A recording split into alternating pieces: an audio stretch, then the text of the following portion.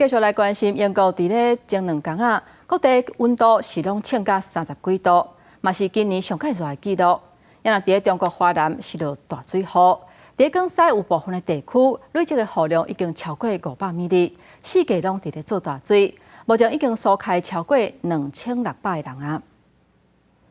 英国泰晤士河边真侪民众坐伫涂骹享受河边清凉的水汽，另外一边卖冰的餐车排队人潮来来去去。英国当地测查各地气温达到30外度，河边海埔出现真侪酸水人潮。 It's incredibly hot today. Sometimes you almost feel like you're not actually in England because it is so hot today. From the moment that we woke up this morning and stepped out on our balcony, it was boiling. 这是英国今年正式夏季了后头一个高温日，互当局发布健康警告。也毋过受到大气无稳定的影响，英国气象局嘛对英格兰、苏格兰、甲威尔斯真侪地区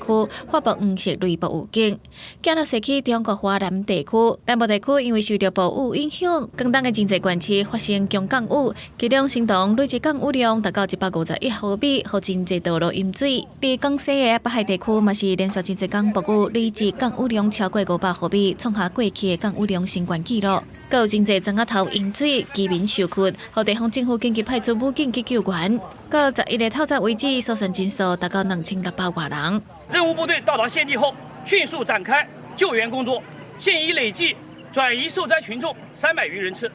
暂时，国家防汛对抗扩大的总指挥部已经启动防汛4级应急响应，派专家甲救援人员去江西甲福建这些所在协助防止造大水甲救灾。中国气象局预估，今年珠江甲闽江的这些流域有可能会发生更较大的造大水，互当局继续发布暴雨黄色预警，呼吁民众爱加注意。国际新闻台是同朋友。